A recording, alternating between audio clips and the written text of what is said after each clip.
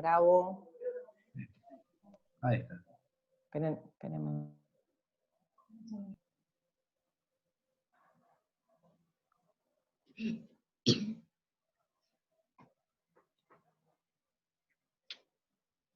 Listo, perfecto, ya estamos grabando. Bueno, chicos,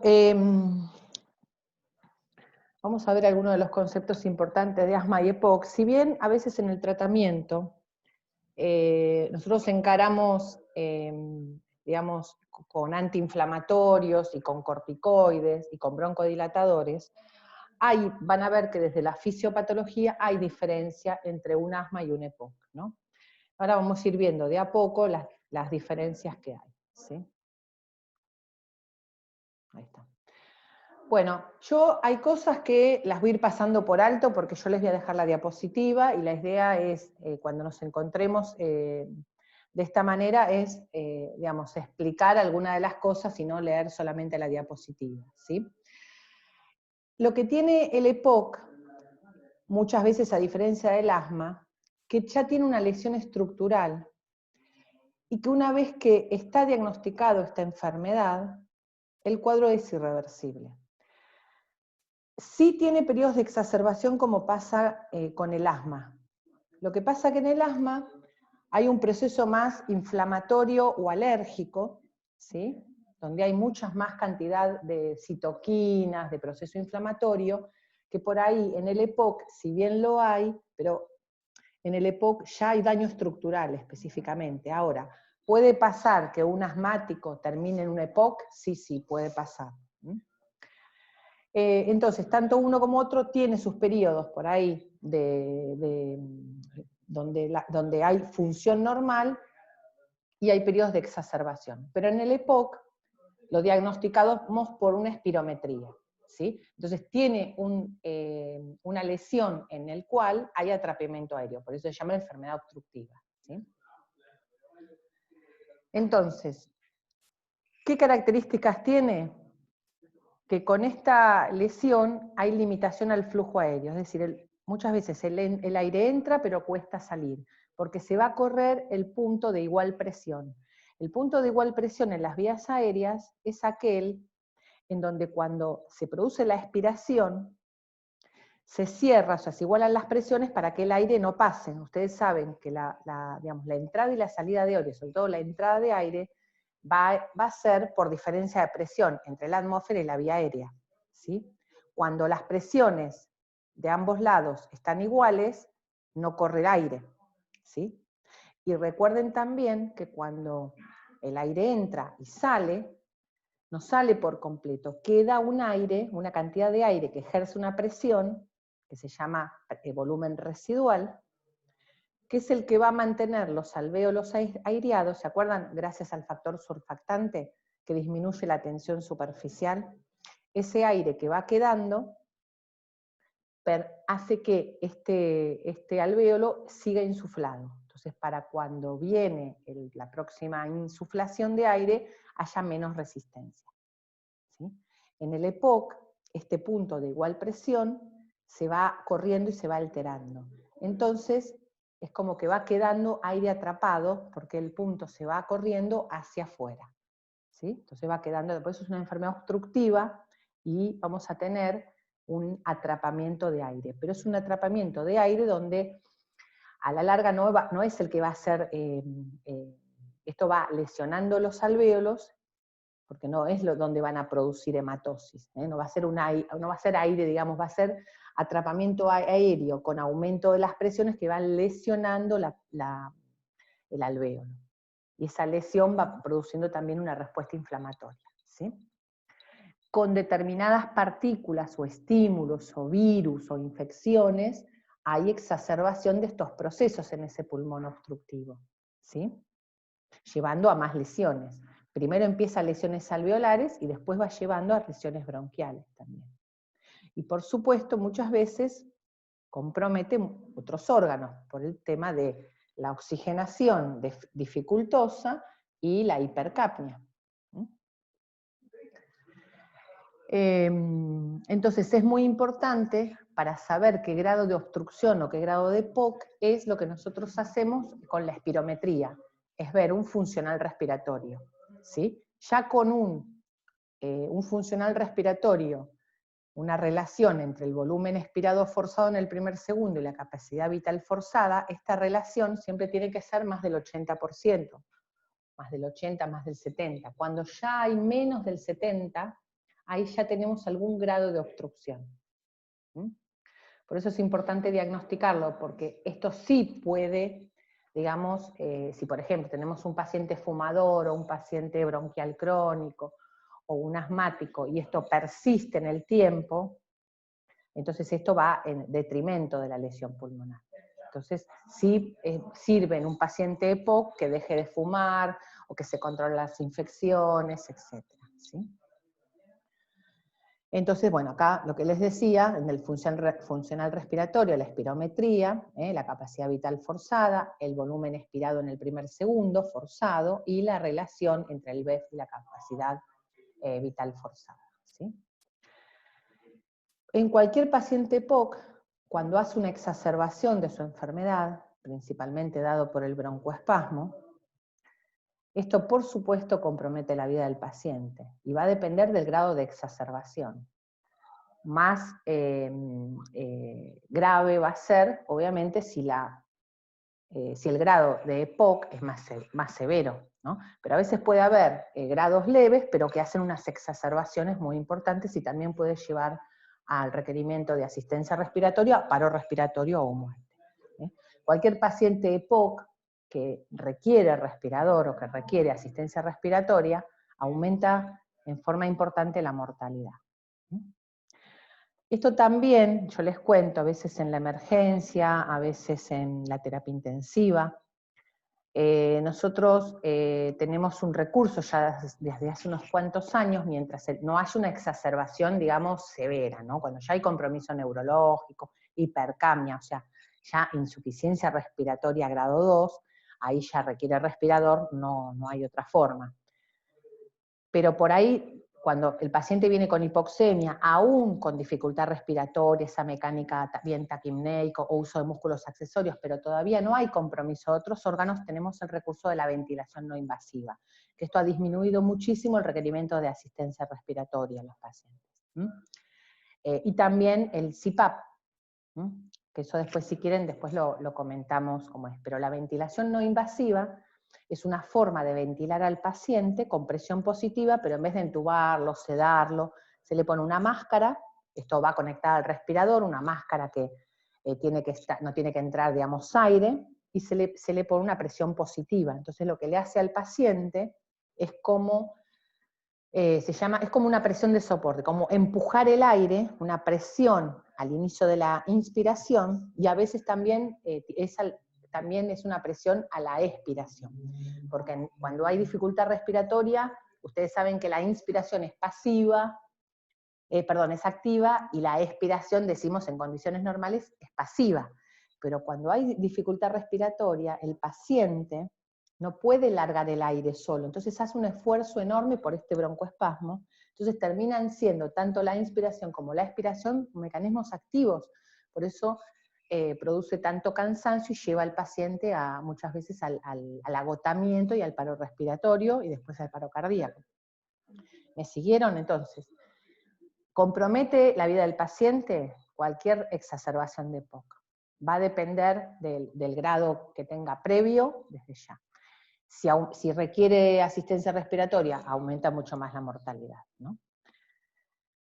A veces, por ejemplo, la posibilidad de hacer VNI en la exacerbación, VNI es ventilación no invasiva.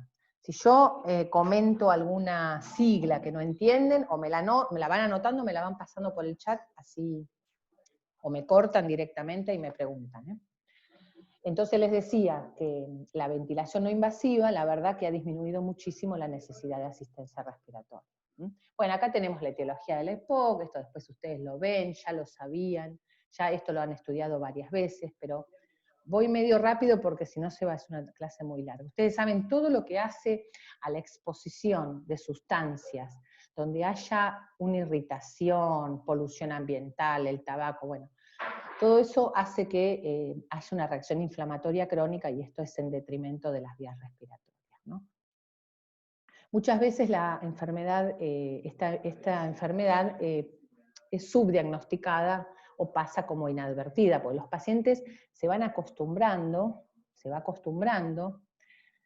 a estar hipoxémicos, se van acostumbrando a estar hipercámnicos. Entonces son pacientes que por ahí son fumadores, le hacen una radiografía y tienen una radiografía así hiperinsuflada, con un tórax expandido, y le hacen un funcional respiratorio y es muy por debajo del funcional normal. Entonces hay que diagnosticarla porque esto hay que medicarla y hay que tratarla, si no lleva rápidamente a la muerte. Bueno, también en este pulmón que está enfermo, es mucho más fácil que las bacterias de todo lo que es la vía aérea alta empiecen a colonizar. Entonces también aparecen más infecciones virales, más infecciones, por ejemplo, por estas bacterias que nosotros llamamos atípicas, como las micoplasmas y clamidias, algunos hongos, bueno, y ahora el COVID-19. Entonces, todas estas infecciones son mucho más predisponentes. ¿Por qué? Porque tienen como el camino más allanado para que ingresen con estas enfermedades. Bueno, también nosotros la dividimos en la clasificación de todo lo que son la enfermedad, las EPOC, en enfermedad tipo 1, ¿sí? O grave, tipo 2 o moderada, y tipo 3 o leve, ¿sí? Hay diferentes clasificaciones de la exacerbación, ¿sí? Entonces, ¿para qué me sirve esto? Bueno, para esto que yo les decía, el pronóstico y la respuesta al tratamiento. Bueno, acá está el grave, que aumenta la cantidad de expectoración, disnea, la expectoración se hace más purulenta. Bueno, el tipo 2, acá presencia de 2 síntomas de los arriba descriptos, y la más leve es la que tiene un síntoma. Puede haber también sibilancias, odinofagia, tos. Otros criterios, los criterios de Antonissin, son uno de los más utilizados. Entonces nosotros vemos si presentan los 3 criterios, como decíamos recién, 2 o un criterio. Entonces, de acuerdo a eso, vamos a tener la clasificación del EPOC. Bueno, acá tenemos los síntomas mayores o síntomas menores, como figura acá en la diapositiva. Entonces, la definición nueva propone la presencia de al menos 2 de los síntomas mayores y un síntoma mayor y un síntoma menor. Entonces, ya con eso yo puedo hacer la espirometría, y ahí puedo hacer y terminar de hacer el diagnóstico de EPOC. Causas de enfermedad aguda del EPOC, o de exacerbación. Acá tenemos también lo que les había dicho, virus, bacterias. También puede haber no solamente infecciones, sino también muchos compuestos contaminantes del aire ambiente. Hay personas que por ahí no pueden vivir en las ciudades con mucha polución ambiental, porque tienen muchísima. Acá hay algunos de los más comunes, pero hay muchos más. Bueno, y otras causas también puede haber en pacientes cuando son temperaturas, cambios rápidos de temperatura. Esto también es causa también de exacerbación de la enfermedad del EPOC. Bueno, entonces lo que les decía, el diagnóstico lo hacemos. La exacerbación, lo que hablamos es, ¿por qué decimos exacerbación y no decimos reagudización? Porque uno siempre escucha EPOC reagudizado, y hace ya unos cuantos años cambiamos el término a exacerbado. Pero en realidad es lo mismo, no es que nos estamos refiriendo a otra enfermedad. Lo que pasa que es una cuestión de definición, es como que reagudizar es como que algo que está reagudizado, como que si fue la parte aguda es una sola, es el inicio, y después ya, por eso se cambia la expresión a exacerbado, pero es lo mismo. Cuando ustedes vean EPOC reagudizado es esto. Entonces, lo que hace es esta amplificación en la respuesta inflamatoria. Entonces directamente va aumentando el grosor, o va disminuyendo la luz, especialmente bronquial, y cuanto más cerca a los alvéolos, se pone más empieza también a inflamarse toda la zona broncoalveolar, de manera progresiva, y a veces depende el alergeno, depende la sustancia que que lo exacerba. Esto puede ser que solamente haya una exacerbación de las pequeñas vías aéreas, van a escuchar roncos y sibilancias, el paciente con un broncodilatador o con un corticoide alcanza, y se va a su casa y termina su tratamiento en su casa, pero también puede pasar, por eso va a depender de qué grado de exacerbación tiene. Esto puede pasar o por la enfermedad de base, o por el alergeno o la sustancia que estimuló esa exacerbación, ¿entendido? Y los síntomas más característicos va a ser, bueno, por supuesto, la disnea y la hipoxemia. Vamos a ver la hipoxemia. Después va a venir la hipercapnia, cuando esto va progresando. Cuando yo ya tengo hipercapnia, primero voy a tener normocapnia, ¿sí? Porque primero va a haber disnea, aumento de la frecuencia respiratoria, para intentar recuperar la hipoxemia, ¿sí? Entonces la presión de dióxido de carbono, al respirar 30 por minuto, va a llegar a elevarse. Entonces voy a tener una disminución de la presión de dióxido de carbono. ¿Me siguen? Cuando esto va progresando, se va cansando el paciente, entonces la PCO2 se va pseudo normalizando. ¿Sí? A veces eso confunde porque la PCO2 está normal, pero a expensas igual de una frecuencia respiratoria de más de 30 o de 40, yo ahí dudo que sea normal. Es que el paciente se va cansando hasta que después va reteniendo presión de dióxido de carbono, y ahí es donde viene el cuadro más grave. Doc, una consulta. Sí, decime. En caso de no presentar estos parámetros que de alguna manera toleran este sistema, digamos, como los mecanismos que permiten que el paciente pueda recuperarse en primera instancia, se lleva la acidosis respiratoria con hipercapnia, ¿verdad? Claro, por eso, cuando vos primero tenés, por ahí primero no tenés acidosis respiratoria, por eso te decía, por ahí tenés solo hipoxemia, y la acidosis respiratoria va a venir cuando vos ya tengas una PCO2 más de 45, más de 50, ya ahí estamos más graves, ya va a tener hipoxemia más hipercapnia. Estamos hablando de la regularización del EPOC. Ahora,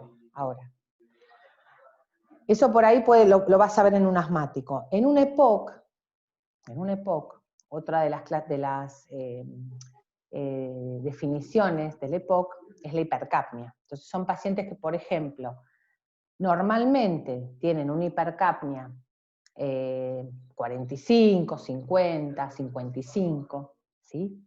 Que cuando empiezan a hacer su reagudización, lavan un poco el dióxido de carbono, entonces son como pseudo normal la PCO2, pues yo no sé a priori cuánto es, si es un paciente retenedor o no, ¿sí? Entonces probablemente rápidamente hagan la hipercapnia, ese paciente EPOC, pues se cansa más fácilmente, ¿entendés? Porque tiene, según el grado de la enfermedad pulmonar.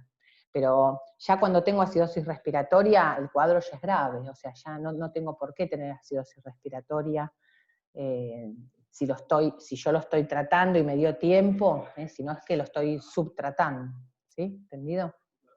Perfecto, o sea que la hipercapnia no es un valor que uno pueda tomar como empeoramiento del EPOC, sino que es algo que ya está estipulado, y la acidosis respiratoria se ve cuando los parámetros compensadores ya no pueden Sí, seguir porque funcionando. pero vos te vas a dar cuenta porque, ponele que vos tenés la PCO2 de 55, pero el pH es normal, pero tenés un bicarbonato de 35, ya ahí sabés que es algo crónico, ¿entendés? Bien. Entonces por ahí el paciente te Perfecto. viene con broncoespasmo, con una reagudización de su POC, ponerle un cuadro viral o una neumonía, vos le haces unos gases y tenés el típico 50-50, PCO2 50 y PO2 50, una hipoxemia. Pero vos ves el pH y es normal, 7,45. Pero ves el bicarbonato y ahí ya tenés más de 30. Ese es uno crónico.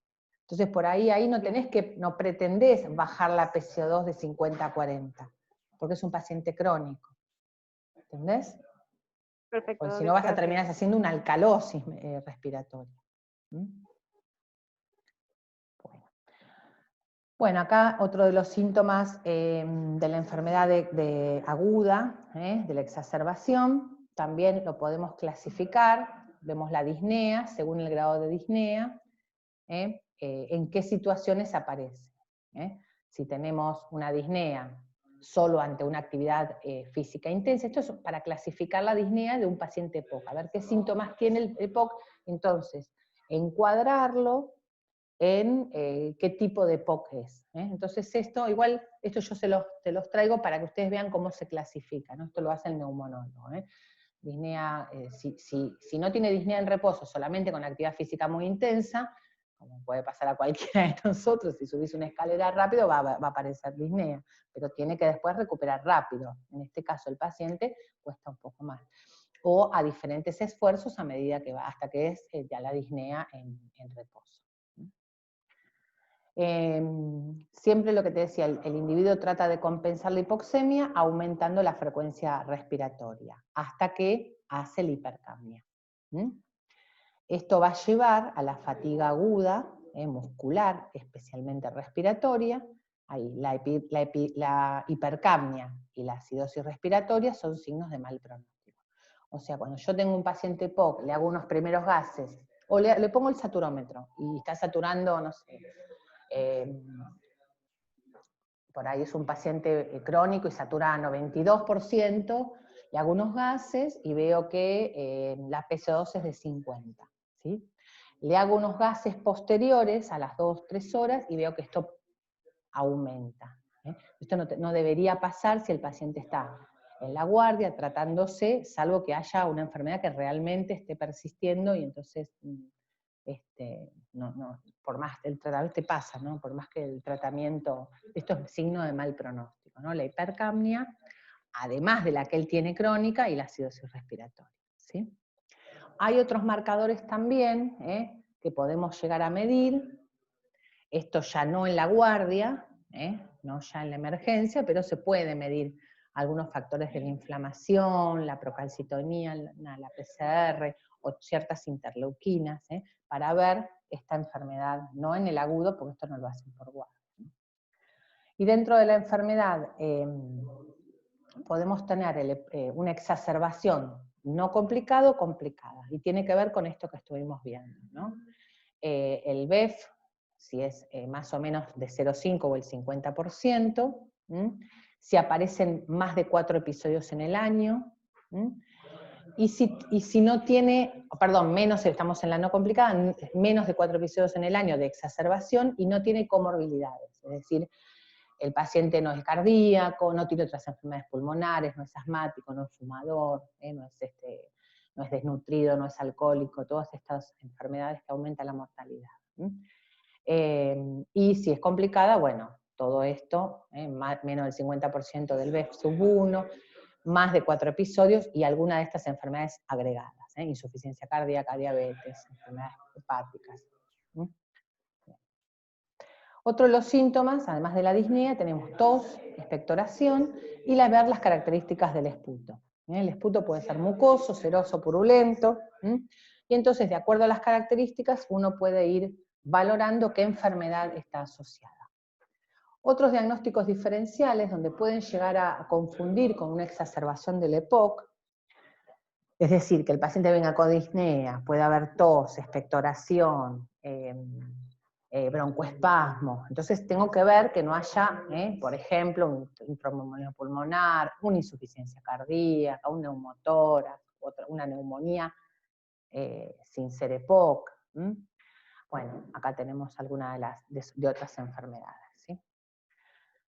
Bueno, una exacerbación del EPOC leve, dijimos que se incrementan los síntomas, por ahí hay más, un paciente viene una disnea clase funcional, qué sé yo, 1, 2, y esto se exacerba, pero sin por ahí otra complicación de otros órganos, incluso no requiere hospitalización, el paciente se le hace nebulizaciones o broncodilatadores y con eso alcanza.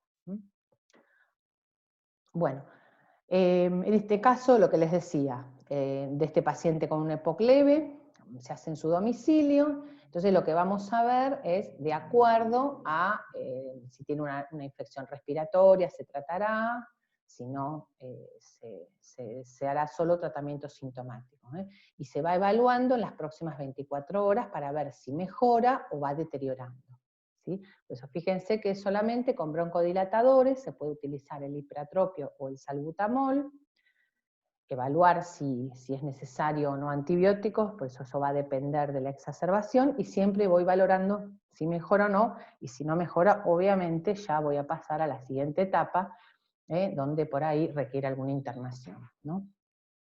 Le pongo moderado, entonces más deterioro de los síntomas, mayor disnea, y esto va progresando.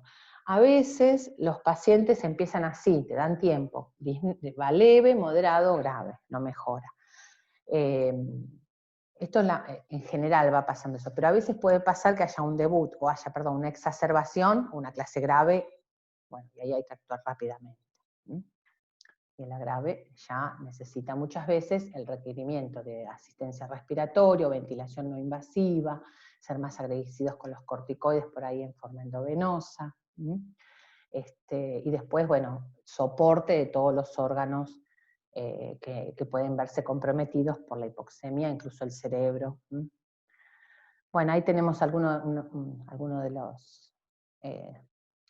las diferencias en cuanto a la sintomatología, si tiene o no alteración del estado neurológico, si usa o no los músculos accesorios, y todo lo que tiene que ver con los signos vitales, la auscultación pulmonar, y cómo evoluciona con la medicación. Estamos pasando. Bueno, acá también tenemos diferentes variables que puedan aparecer como signos de mal pronóstico o riesgo de muerte. Ya la alteración de la conciencia, esto implica gravedad, acidosis respiratoria severa implica gravedad, obviamente silencio auscultatorio, esto también. Vamos bien.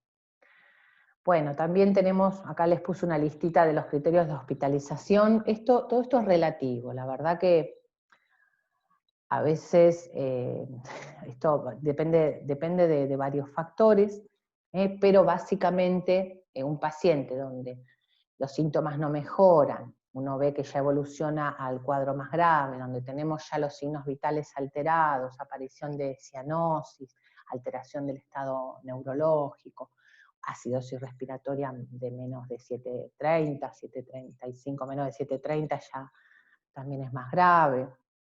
No mejora con la primera línea de tratamiento, que serían los broncodilatadores y los corticoides en forma inhalatoria, y no mejora con el oxígeno. Si bien el EPOC, ustedes sabrán que no es que el problema no es la oxigenación, los pacientes EPOC están acostumbrados a hacerles hipoxemia crónica, pero a veces es necesario darle 2, 3, 4 litros de oxígeno, no en mucha cantidad por el tema de que inhibe el centro respiratorio, pero a veces aún con esta cantidad de oxígeno tampoco mejora, entonces sí requiere estar atento porque por ahí requiere la asistencia respiratoria. Y les voy a comentar, a ver, me quedan 6 minutos, y por eso está bueno cuando disponemos de ventilación no invasiva, porque a veces nosotros lo agarramos acá, no cuando hay alteración del estado neurológico, porque esto ya contraindicaría, ya acá el paciente por ahí requiere asistencia respiratoria, pero si no hay alteración del estado neurológico, que todavía el paciente está lúcido, ¿por qué? Porque la BNI, no sé si alguna vez vieron poner BNI, tiene que estar lúcido, tiene que colaborar el paciente, si no, no hay forma, ya es un paciente que tiene que ir, si no, si sigue hipoxémico, hipercámnico, alteración de la conciencia, va directamente al respirador. Pero si es un paciente hipoxémico, hipercámnico, todavía está lúcido, puede colaborar, bueno, por ahí lo que está es fatiga muscular, vos le haces la BNI, mejora, o sea, es como que ayudás a los músculos respiratorios, y entonces muchas veces mejora rápidamente y no llegas a poner el respirador. Esto, no sé si se los comenté recién, pero ponerle un respirador a un paciente poco, o sea, cuando entra a la terapia intensiva, y la verdad que después es un problema porque aumenta muchísimo la mortalidad y cuesta mucho sacarlos, especialmente por la debilidad muscular que tienen estos pacientes rápidamente, mucho más que un paciente que no es EPOC, la debilidad muscular de los músculos respiratorios principalmente. Bueno, acá estaría entonces la grave, eso ya lo comentamos recién. Cuando ya necesito respirador artificial, white shock y todo esto que ir pasando. Bueno, factores de mal pronóstico también lo estuvimos comentando recién, bueno, más de 2 exacerbaciones, pero con una neumonía o con expectoración ya purulenta, alguna enfermedad o alguna reactivación en los últimos 7 días que vuelva otra vez a reactivarse, en la edad avanzada también sería un factor que agrava el pronóstico. Bueno, y los pacientes que por ahí ya tienen un BEF muy bajo, no se pueden valer por sí mismos, que presentan oxígeno domiciliario, que a esto tienen un uso crónico de corticoides, o están desnutridos, o tienen alguna enfermedad concomitante que también aumente la mortalidad. Yo también les quiero comentar algo, a veces antes, sí.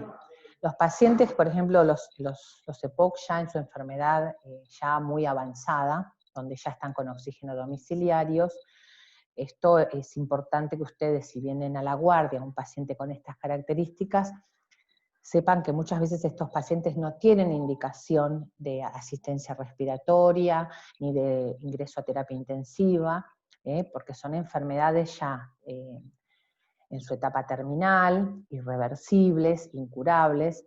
Entonces son pacientes donde la verdad que pasa muchas veces esto, uno no sabe, los entuba, los respira y se mueren el 100% de estos pacientes, porque ya estamos en la última etapa de su enfermedad crónica. Entonces, ojo, son pacientes que no tienen indicación, estos pacientes a los cuales me refiero, de asistencia respiratoria.